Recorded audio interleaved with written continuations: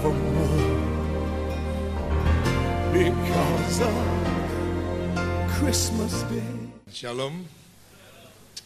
Bersyukurlah kepada Tuhan karena Tuhan itu baik.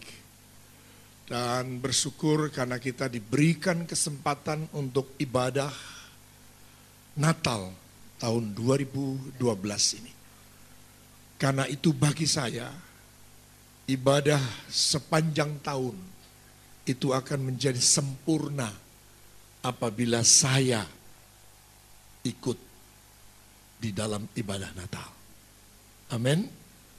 Sebab Natal inilah sesungguhnya merupakan satu tanda permulaan yang baru sebuah perjalanan kehidupan umat manusia. Saya tidak hendak mau menyalahkan mereka yang tidak memberikan kesempatan pada dirinya untuk beribadah Natal dalam tahun-tahun yang mereka jalani.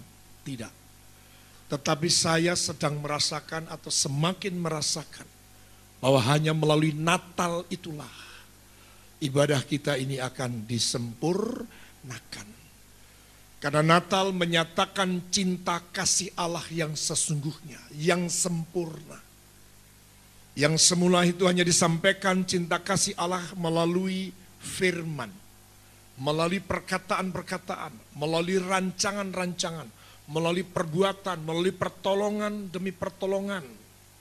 Tetapi ketika Natal itu dinyatakan, apalagi itu saudara dan saya mengalami itu secara pribadi, sesungguhnya sempurnalah kasih Allah itu telah dinyatakan bagi kita melalui Natal itu. Maka bersyukurlah sungguh kepada Tuhan, karena Natal harus menjadi sebuah tanda bahwa kita adalah orang-orang yang sungguh beroleh kasih karunia. Sebagaimana kasih karunia yang sesungguhnya sama yang diberikan oleh Allah kepada Maria. Jangan takut kamu Maria, sebab aku akan mengabarkan satu berita bagimu. Sebab kamu telah memperoleh kasih karunia daripada Allah. Kamu akan mengandung. Kasih karunia yang dinyatakan Allah kepada Maria sesungguhnya nilai, harga, dan kasih yang sama Tuhan memberikannya juga kepada kita. Mari berikan tepuk tangan untuk kita. Supaya melalui kehidupan kita pun Natal demi Natal itu terlahir. Untuk kita bisa nyatakan bagi setiap jiwa. Amin. Melahirkan Natal dari hidup kita.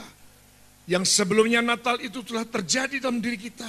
Dalam perjalanan ke depan kita pun dipakai dalam kasih karunia Allah. Untuk bisa melahirkan, memberikan Yesus kepada orang lain. Maria telah memberikan Yesus kepada kita. Dan saudara pun sesungguhnya juga diberikan kesempatan memberikan Yesus kepada orang lain. Bapak Ibu yang dikasihi dalam Kristus Yesus Tuhan, saya sekali lagi sebagaimana pesan kuat yang Tuhan berikan kepada saya dalam persiapan untuk memasuki tahun-tahun yang baru. Di mana sungguh Tuhan akan semakin melimpahkan kasih karunia. Tetapi Tuhan juga katakan, istilahnya Tuhan itu akan lebih selektif di dalam memberikan kasih karunia kepada seseorang. Untuk beroleh pengampunan dosa, keselamatan. Maka saya ingin menyampaikan kembali kepada seluruh jemaat yang hadir pagi hari ini. Bahwa Natal tandai atau pakai itu sebagai satu tanda bahwa kasih karunia Allah bukan saja berbicara tentang pengampunan yang Tuhan berikan kepada kita. Bukan saja menandai kelahiran baru kita. Tetapi seperti saya katakan tadi di depan, bahwa saudara dan saya telah menerima kasih karunia yang sama sebagaimana yang Allah berikan kepada Maria untuk bisa melahirkan Yesus bagi orang lain. Maka setiap saudara sesungguhnya hari ini harus menyadari Natal harus sungguh-sungguh terjadi dalam setiap kehidupan saudara. Yang bukan saja untuk dirimu sendiri, tetapi saudara melahirkan Yesus untuk saudara berikan bagi banyak orang di luar sana. Mari yang setuju, berikan tepuk tangan. Maka untuk menjalani kehidupan ini, mari kita cek kembali sejauh mana kita menyikapi Natal itu dalam kehidupan kita. Adakah sungguh-sungguh kita sudah menikmati Natal itu dalam hidup pribadi kita? 1 Yohanes pasal yang keempat, ayat 18 dan 19.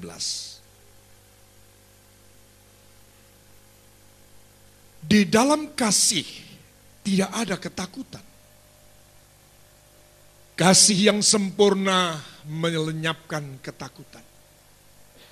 Sebab ketakutan mengandung hukuman. Dan barang siapa takut, ia tidak sempurna di dalam kasih. Kita mengasihi karena Allah lebih dahulu mengasihi kita. Amin. Mari melalui 2 ayat ini, di mana saat ini kita kembali untuk diberikan kesempatan, khususnya bagi saudara yang telah menjalani kehidupan sebagai seorang Kristen, sebagai seorang yang sudah beroleh kasih karunia selama ini. Kita mesti melakukan evaluasi melalui 2 ayat ini.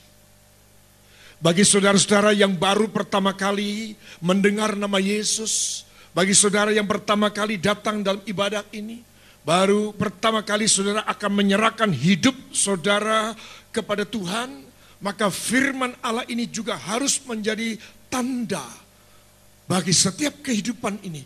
Untuk benar-benar kita akan jalani kehidupan itu dalam situasi dan kondisi yang berbeda. Karena Natal sebenarnya telah memberikan satu harapan baru. Yang sebelumnya kita berjalan dalam kegelapan, kita berjalan tanpa arah, tanpa tujuan. Kita tidak tahu apa yang akan terjadi besok dan perjalanan hidup kita yang akan datang.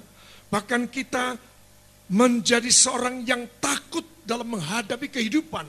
Karena kita sudah membayangkan begitu banyaknya masalah. Sambil contoh. Hari-hari ini kita mendengar beberapa peristiwa atau berita yang kurang menyenangkan. Karena ada orang tua yang takut menjalani kehidupan, maka dia terlebih dahulu memberikan racun kepada 2 anaknya. Ada yang begitu tapi kemudian terselamatkan, tapi ada juga yang sudah dibunuh 2 anaknya itu, dan akhirnya ibunya ini pun bunuh diri. Hanya takut menghadapi atau menjalani kehidupan. Ini contoh yang radikal yang diberitakan melalui media. Ini contoh, ini bukti. Maka kita perlu bercermin kembali di hadapan firman Allah ini. Allah telah menyatakan cinta kasih-Nya melalui Yesus Kristus Putra-Nya yang tunggal. Sempurna cinta kasih itu dinyatakan agar manusia, khususnya bagi saudara dan saya yang percaya, saudara akan meniti perjalanan hidup yang baru, jalan yang baru, masa depan yang baru, tujuan-tujuan kehidupan yang baru tanpa ketakutan. Mari yang setuju berikan tepuk tangan. Haleluya. Nah, kita perlu melakukan evaluasi itu bercermin dalam 2 ayat ini. Sebab berita utama dalam Natal tahun ini yang harus mampu membawa kita dalam satu perjalanan hidup yang baru. Istilahnya versi yang baru. Resep yang baru. Yang akan kita jalani di tahun yang baru 2013 adalah membekali diri hidup dalam kasih. Maka dengan jelas di sana dikatakan di dalam kasih tidak ada ketakutan. Dosa kitalah yang membuat hidup kita ada dalam ketakutan. Adam ketika dia sadar bahwa dia telah melanggar firman Allah, maka yang biasanya selalu terjadi fellowship, persekutuan yang indah dengan Allah di taman itu, Maka ketika kemudian Adam dan Hawa itu jatuh dalam dosa, disadari, tidak disadari, sengaja, tidak sengaja, kemudian membawa dirinya untuk sembunyi. Ini tanda ketakutan. Sembunyi dalam pengertian yang benar, menjauh dari Tuhan, menjauh dari hadirat Tuhan. Termasuk tentu menjauh dari rencana Tuhan, menjauh dari kehendak Tuhan. Ini yang terjadi. Allah adalah terang hidup manusia. Jadi barang siapa yang jatuh dalam dosa yang kemudian tanpa disadarinya, dia telah berjalan dan menjauhkan dirinya dari Tuhan. Kalau dalam Ibrani 10 dipakai dengan istilah, jangan kamu menjauhkan diri dari kasih karunia. Dengan tidak lagi hadir dalam pertemuan-pertemuan ibadah. Coba tolong tayangkan, karena ini termasuk pesan yang saya dapat ketika saya berdoa dalam beberapa hari itu, untuk kita ingat kembali. Dan marilah kita saling memperhatikan supaya kita saling mendorong dalam kasih dan dalam pekerjaan baik. 25, janganlah kita menjauhkan diri dari pertemuan-pertemuan ibadah kita seperti dibiasakan oleh beberapa orang, tetapi marilah kita saling menasihati dan semakin giat melakukannya menjelang hari Tuhan yang mendekat. Ya. Adam sembunyi, menjauh dari Tuhan secara fisik. Tapi juga itu artinya menjauh dari Tuhan dalam hadiratnya, dalam rencananya, dalam kehendaknya. Perhatikan ini. Kita bisa jadi masih datang ibadah, tapi kita tidak dalam rencana Tuhan. Kita tidak hidup dalam kehendak Tuhan. Kita jauh, roh kita jauh dengan Dia. Kita hanya menangkap firman Tuhan sebagai satu kelengkapan dalam tata ibadah, kelengkapan dalam liturgi ibadah. Saya ingin mengajak sungguh-sungguh, sebagian pujian di bagian akhir tadi, supaya kita ini menjadi palungan yang siap menerima kehadiran Tuhan. Kita seperti emas, kemenyan, dan mur untuk bisa mempersembahkan hidup yang berkenan di hadapan Tuhan. Mari berikan tepuk tangan. Melekat, kalaupun palungan, tetapi sangat dekat. Mungkin palungan itu sangat sederhana. Tidak terbuat dari emas, tetapi yang siap untuk menerima Natal itu, untuk siap menerima cinta kasih Allah, ada di dalam hidup kita ini. Atau mungkin lebih saja langsung saya mau berkata, bahwa palungan itulah hati kita. Dalam keadaan seperti apapun. Sebagaimana Yesus yang ternyata lahir di satu tempat yang kotor.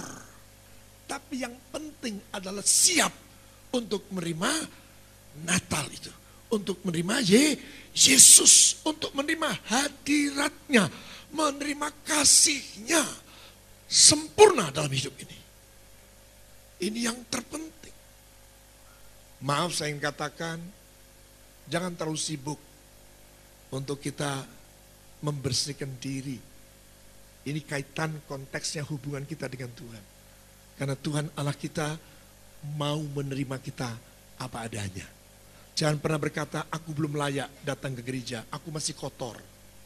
Ini contoh yang seringkali, contoh klasik yang masih seringkali terjadi ketika saja mungkin Bapak Ibu mengajak saudara, mengajak teman untuk mulai datang dalam Natal ini. Sebagai himbauan Tuhan yang saya sampaikan kepada saudara, khususnya untuk ibadah Natal sore nanti, untuk kita mungkin mereka akan menjawab, aku belum layak, aku masih kotor.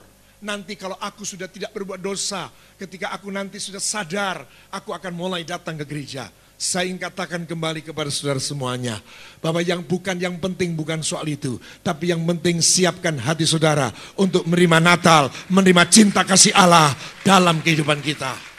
Maka siapa yang siap menerima Natal, menerima kasihnya, maka proses akan terjadi, pekerjaan Allah akan bekerja di dalam kehidupan kita, untuk membersihkan kehidupan kita, dilayakkannya kita, dibenarkannya kita.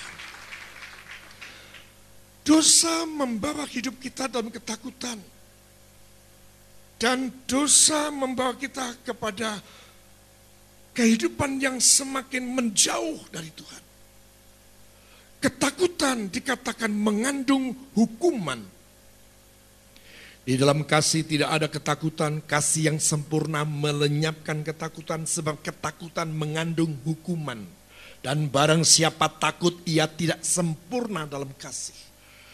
Bukan saja takut ketemu Tuhan, takut berada dalam hadiratnya, takut dengan rencananya, takut dengan kehendaknya. Tapi juga bisa takut dalam menjalani kehidupan ini. Tidak tahu jalan-jalan yang harus ditempuh, ke arah mana kita akan berjalan. Bagaimana keadaan hidup saya besok, minggu depan, tahun depan. Takut. Bapak Ibu yang dikasihi Tuhan, sekali lagi saya ingin mengajak melalui Natal 2012. Kita yang tidur, kita bangun. Kita yang mati, kita bangkit. Supaya terang Tuhan bersinar atas kita. Tepuk tangan yang lebih meriah bagi Tuhan kita Yesus.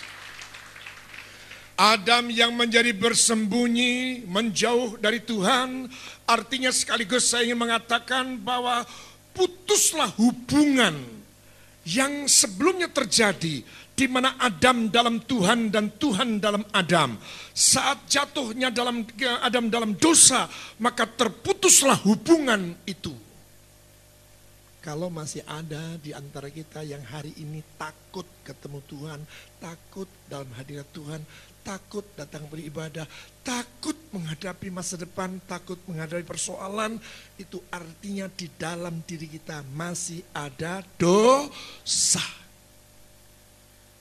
Karena kita tidak mempunyai relationship, tidak mempunyai hubungan yang baik dengan Tuhan. Ketika saja kita menyadari hal ini, saya percaya tidak ada satu langkah, keinginan, target, tujuan yang lain dalam kita jalani setelah tanggal 25 ini. Kecuali saudara akan sungguh-sungguh kembali membangun relationship, membangun hubungan saudara dengan Tuhan. Dan saya percaya ketakutan itu akan lari. Kita akan songsong masa depan dengan penuh pengharapan. Tepuk tanganmu bagi Tuhan kita Yesus. Tidak ada keberanian untuk datang kepada Tuhan. Tolong tayangkan Ibrani 10 ayat 19. Dan pergerakan ini tidak pergerakan yang mati.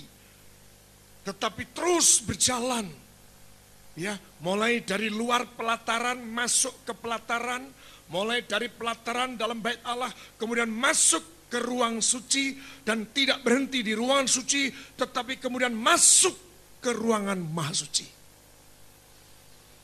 Jadi saudara-saudara, oleh darah Yesus kita sekarang penuh keberanian. Ini hantai, ini lawan daripada ketakutan. Penuh keberanian dapat masuk ke dalam tempat kudus. 20. Karena ia telah membuka jalan baru dan yang hidup bagi kita melalui tabir, yaitu dirinya sendiri. 21. Dan kita mempunyai seorang imam besar sebagai kepala rumah Allah. 22. Karena itu marilah kita menghadap Allah dengan hati yang tulus, ikhlas. Kita nyanyi tidak bisa tulus ikhlas, kita menyembah tidak bisa tulus ikhlas, kita ibadah tidak bisa tulus ikhlas, tidak bisa belong, tidak bisa ada satu keleluasaan di dalam kita mengekspresikan cinta kita kepada Tuhan. Kan masih ada ganjalan, masih ada ketakutan. Iya, kalau Tuhan berkenan pada saya. Kalau tidak, karena kita sadar bahwa saya sedang ada dosa. Saya sedang ada noda. Ya, sehingga kita nggak bisa dengan tulus ikhlas datang kepada Tuhan, memuji Tuhan, dan keyakinan iman yang teguh. Mestinya kita harus dengan tulus ikhlas, keyakinan iman yang teguh, oleh karena hati kita telah dibersihkan dari hati nurani yang jahat. Saya percaya 26 jiwa-jiwa baru ini sudah dipimpin dalam doa untuk menerima Yesus sebagai Tuhan dan Juru Selamat. Dan mereka sudah memperoleh pengampunan dosa. Tinggal bagian terakhir, dan tubuh kita telah dibasuh dengan air yang murni. dalamnya bersih, luarnya pun bersih.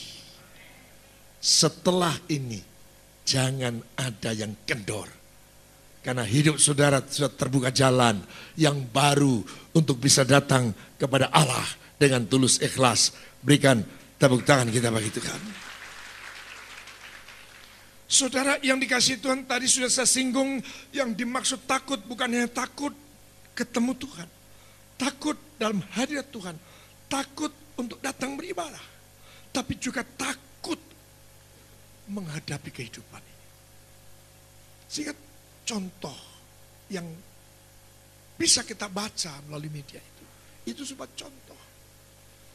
Itu yang terekam oleh media, yang bisa diangkat baik itu cetak maupun televisi.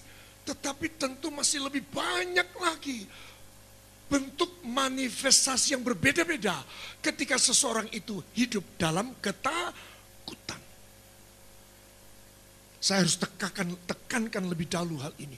Karena saya ingin mengajak Bapak Ibu sekalian dalam memasuki hari-hari yang baru 26 dan seterusnya ke depan.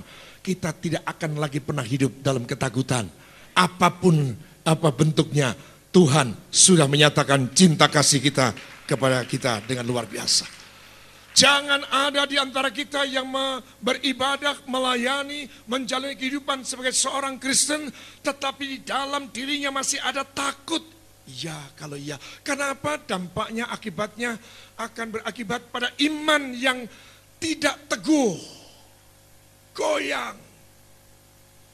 Ya, kita menjadi orang ragu-ragu, bimbang, mudah sekali atau rentan untuk putus asa, tawar hatinya. Nggak ada keyakinan yang, dikatakan keyakinan iman yang teguh. Langkah kita gontai, langkah kita bukan langkah yang pasti, bukan langkah tegap. Tapi orang-orang yang sungguh sudah membuang semua ketakutan, maka kita akan jalani kehidupan dengan langkah tegap, dengan kepastian, dengan pengharapan yang pasti dalam Tuhan. Mari berikan tepuk tangan, haleluya. Karena apa? Saya akan kembali, ini menjadi penting, harus terjadi proses ini, kehidupan ini harus terjadi dalam kehidupan saudara. Karena saya akan kembali pernyataan saya akan di depan, bahwa saudara harus siap melahirkan Yesus melalui kehidupan saudara untuk dibagikan bagi orang lain. Amin. Ini penting, ini berita utamanya. Bapak jangan salah gunakan kasih karunia. Pakai kasih karunia Tuhan untuk satu manfaat yang paling besar. Untuk mempermuliakan Tuhan. Dan menjadikan banyak orang di sekitar kita akan melihat, merasakan kasih Allah untuk mereka ini. Melalui siapa? Melalui diri kita. Ini tidak akan terjadi lahirnya Yesus. Makanya kata pertama malaikat datang kepada Maria, jangan takut. Amin. Demikian ketika sudah lahir, maka malaikat Tuhan pun datang di padang gembala, dan juga dengan kata yang sama, kata pertama yang disampaikan kepada para gembala adalah jangan takut. Lukas 1 ayat 30. Sama, jangan takut. Karena ketakutan tidak menyempurnakan kasih. Merasa dirinya tidak layak. Masa aku akan memberitakan, akan membagikan Yesus kepada orang lain. Siapa aku? Nggak ada keberanian. Kata yang sama yang pernah disampaikan kepada Maria, disampaikannya pula kepada para gembala. Supaya melalui berita pertama untuk para gembala ini akan tersiar kabar untuk seluruh Yerusalem. Bahwa di Bethlehem telah lahir seorang juru selamat. Jangan takut. Ini kepada Maria, jangan takut, hai Maria. Sebab engkau beroleh apa? Kasih karunia di hadapan Allah. Ini Bapak Ibu yang dikasih dalam Kristus Yesus Tuhan, untuk benar-benar kita harus membuang ketakutan itu. Sekarang ganti pasal 2 ayat 10. Sama kata yang sama. Ya, kata yang sama. 2 ayat yang ke-10. Kita baca bersama-sama. Lalu kata malaikat itu kepada mereka, jangan takut, sebab sesungguhnya aku memberitakan kepadamu kesukaan besar untuk seluruh bangsa. Tepuk tangan panjang bagi Tuhan kita Yesus Kristus. Mantap, katakan kanan kirimu, jangan takut. Jangan takut hadapi kehidupan. Jangan takut yang tidur dicaplek dibangunin. Ya, jangan takut. Berikan kembali tepuk tangan, haleluya. Karena saya ingin membawa saudara sebagaimana pesan Tuhan, bahwa umatku dalam kasihku yang sempurna. Lalu saya tanya bagaimana supaya benar-benar saya dan umat Tuhan ini, Tuhan, untuk bisa menikmati kasih-Mu sempurna di dalam aku, di dalam umat-Mu. Jangan hidup dalam ketakutan. Ketakutan membuat hidup kita, iman kita goyah. Ketakutan membuat kehidupan kita menjadi gamang, bimbang, ragu-ragu. Bahkan yang lebih parah lagi adalah ketakutan akan membuat saudara melakukan proteksi. Seperti satu bangsa kalau takut mau diserang orang lain, dia pasti membangun benteng. Proteksi diri. Begitu ada orang menyentuh pribadinya, dia langsung serang dia. Ya karena itu eksistensi dirinya terganggu. Saya ingin katakan, perlindungan kita bukan kita, tapi yang melindungi kita adalah Tuhan Yesus. Saudara tidak perlu membangun proteksi kehidupan. Supaya nanti kalau dia akan berbuat jahat sama saya, supaya nanti kalau dia punya rekayasa begini-begini atas jabatan saya dan sebagainya, supaya nanti akan kalau ada orang yang berniat jahat pada saya, supaya saudara bangun proteksi itu. Sejak saat itu kemudian ada orang yang takut dirinya terancam, maka kemudian lahirlah satu perusahaan yang menyediakan jasa bodyguard, proteksi. Ini contoh saja. Ya, dalam bentuk lain banyak orang begini melakukan ini. Ya, kalau umpamanya rumah begitu, wah pagarnya 5 meter, dipasang kamera, pasang lampu, terus pagarnya dikasih setruman, ya, kemudian ditulis juga di situ, awas ada anjing galak, ya. Lalu ditambah lagi satpam, waduh luar biasa. Sementara orangnya di kamar juga masih memperhatikan televisi, dia mulai periksa lagi. Yang belakang bagaimana? Yang depan bagaimana? Yang wah terus, tidak tidur-tidur. Ya, melakukan proteksi. Saya ingin katakan, kota benteng kita, Yesus Kristus, dialah perlindungan kita. Mengapa saya harus berada pada area ini? Saya sebenarnya sedang mau menyampaikan isi hati Tuhan dengan kuasa Yesus Kristus mengusir semua roh yang mendatang ketakutan. Supaya saudara dan saya hidup dalam kasih yang sempurna. Mari kembali berikan tepuk tangan. Haleluya. Proteksi diri ada giliran berikutnya. Biasanya kalau orang sudah takut eksistensinya, jabatannya, pelayanannya, hartanya dan sebagainya, pendapatnya biasanya disertakan kemudian yaitu pembenaran diri. Saya sudah siap jawaban kalau nanti ditanya saya siap jawaban. Padahal Alkitab Injil Matius pernah mengajarkan kalaupun kamu sampai diseret ke mahkamah agama, jangan engkau persiapkan kata apa yang harus engkau jawab. Jalan saja. Nanti aku yang taruh perkataan itu dalam mulutmu. Amin. Jangan takut, hadapi. Saudara yang dikasihi Tuhan, betapa luar biasanya sebenarnya Allah menjelaskan kepada kita. Dan betapa luar biasa sebenarnya kerinduan Tuhan untuk membawa kehidupan saudara dan saya benar-benar menikmati kasih yang dari Allah. Menikmati kehidupan hari ini, esok, dan yang akan datang. Mari kembali kita berikan tepuk tangan kita bagi Tuhan. Maka sebenarnya bagian ini saya akan simpulkan siapa yang hidup dalam ketakutan, si kita sedang hidup dalam kegelapan. Itu ringkasnya. Dalam kegelapan. Nah, beritanya adalah Dituliskan di Yesaya 9 ayat yang pertama. Bangsa-bangsa yang berjalan dalam kegelapan telah melihat terang itu bersinar. Amin. Bangsa yang berjalan dalam kegelapan telah melihat terang yang besar. Mereka yang diam di negeri kekelaman, atasnya terang telah bersinar. Kalau saudara membaca ayat ini sampai dengan ayat yang kelima, saudara akan menjumpai kata telah 7 kali. Angka sempurna. Padahal ini kitab nubuatan. Yesus belum lahir. Tapi kelahiran Yesus sudah memberikan, rancangan kelahiran Yesus sudah memberikan kepada kita kepastian. Amin. Ini luar biasa. Ya, coba kita akan lihat berikutnya. Saudara bisa catat berapa telah ada di sini. Di sini sudah ada 2. Ya, sudah ada 2. Ayat berikutnya.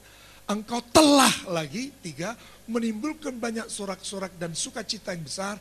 Mereka telah 4 bersukacita di hadapanmu seperti sukacita di waktu panen, seperti orang-orang bersorak-sorak di waktu membagi-bagi jarahan. 4, sebab kuk yang menekannya dan gandar yang di atas baunya, serta tongkat si penindas telah kau patahkan. 5, seperti pada hari kekalahan Midian. Sebab setiap sepatu tentara yang berderap-derap dan setiap jubah yang berumam darah akan menjadi umpan api. Ya, sebab seorang anak telah 6 lahir untuk kita, seorang putra telah diberikannya untuk kita, lambang pemerintahan ada di atas baunya. Dan namanya disebutkan orang, penasihat ajaib, Allah yang perkasa, Bapa yang kekal, Raja damai. Berikan sorak-sorakmu bagi Tuhan Yesus. Kekristenan adalah sikap hidup. Kekristenan bukan agama. Yesus datang ke dalam dunia bukan memberikan agama, tetapi Yesus datang memberikan pada kita kehidupan. Aku datang kepadamu untuk memberikan kepadamu hidup dan hidup dalam kelimpahan. Mari kembali berikan tepuk tangan. Haleluya. Jadi bagian ini saya ingin menekankan, yang hidup dalam ketakutan, saudara sedang menjalani sikap hidup yang salah. Itu tandanya kita masih ada dosa. Itu tandanya kita masih ada di dalam kegelapan. Itu tandanya kita masih belum hidup dalam pengharapan yang Allah sediakan.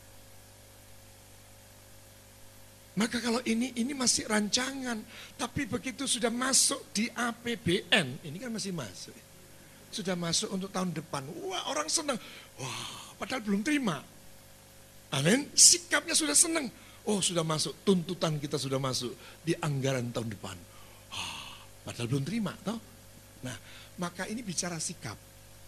Karena sudah senang, engkau yang membuat kami bersorak-sorak. Engkau yang membuat kami bersorak-sorak.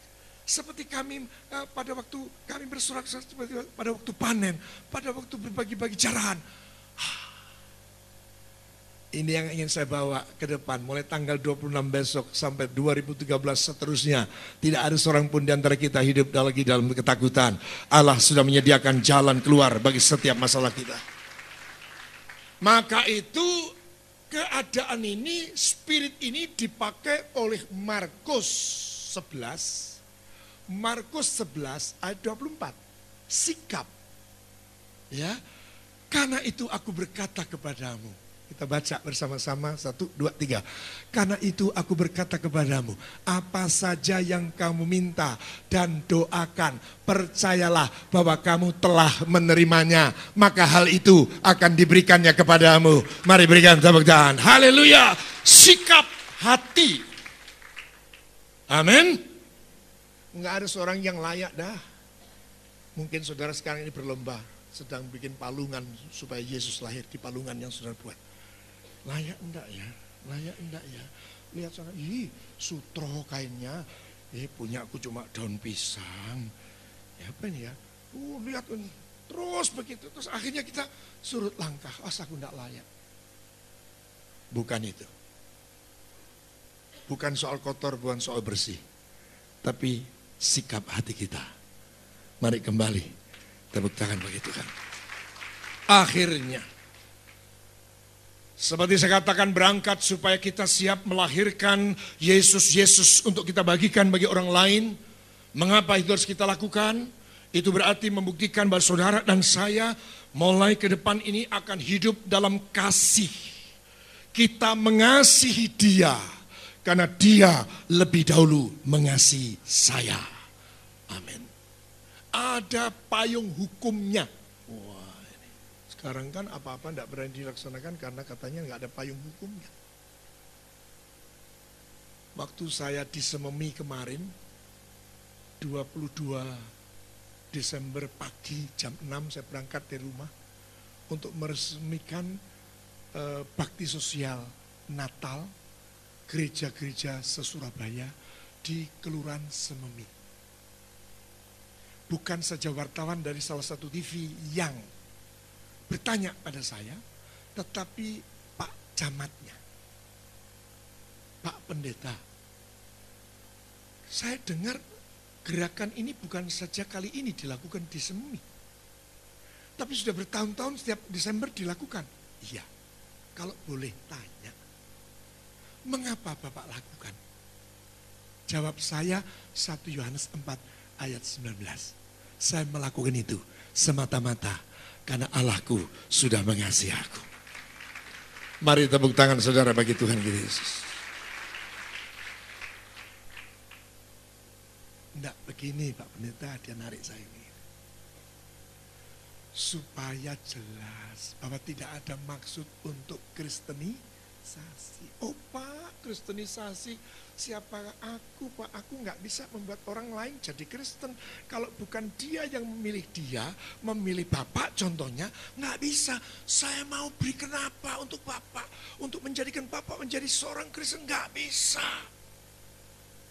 Bapak akhirnya akan bisa, saya pakai contoh. Penjenengan setelah itu ngomong begitu, langsung saya digeret masuk ke dalam. Mari Pak, sebelum acara dimulai, ngicipi semanggi Sememi. Aslinya semanggi Surabaya itu dari Sememi. Oh gitu. Bapak itu tidak bisa jadi Kristen kalau bukan dia. Jadi kami melakukan bakti sosial itu karena perintah dia, bukan dalam rangka untuk membuat atau orang Sememi jadi Kristen. Tidak bisa Pak, dia yang milih Bapak. Seperti saya dipilih oleh dia, gitu loh. Oh, payung hukumnya, saya mengasihi Sememi, Surabaya, karena saya terlebih dahulu menerima kasih dari Allah. Tepuk tangan panjang bagi Tuhan kita Yesus. Amin. Maka kembali pada pesan utama untuk ibadah ini, karena nanti sore akan saya sampaikan pesan yang lain. Untuk pagi hari ini, siapkan hatimu untuk menjadi palungan, untuk bisa menjadi hadirnya Yesus dalam hidup. Atau saya mau katakan, relakan dirimu untuk menerima kasih karunia, sebagaimana Maria telah menerima, untuk kita siap melahirkan Yesus dalam kehidupan ini. Amin. Mari kita akan bergerak, berjalan, menjalani kehidupan ke depan. Tanda utama dari kehidupan kita nantinya, bukan lagi si kaya, si miskin, bukan si terpelajar dan tidak terbelajar, bukan lain-lain penyebutan, tapi yang terjadi penyebutannya, orang itu hidup penuh dengan kasih. Tepuk tangan panjang bagi Tuhan Yesus. Bapak Ibu yang dikasih Tuhan, ini yang coba kita perlu renungkan kembali. Supaya sekali lagi kasih itu menjadi nyata. Bebaskan diri saudara dari ketakutan apapun. Selama sudah hidup ketakutan, saudara tidak akan pernah mempunyai kesempatan untuk memikirkan orang lain, untuk peduli bagi orang lain. Tidak akan pernah. Ya, kita akan berdoa dan siapkan untuk melihat perjamuan kudus. Terima kasih, Anda baru saja menyaksikan tayangan khotbah Bapak Pendeta Dr. M. Sri Dharma MTH. Sampai jumpa pada seri-seri khotbah berikutnya. Tuhan memberkati.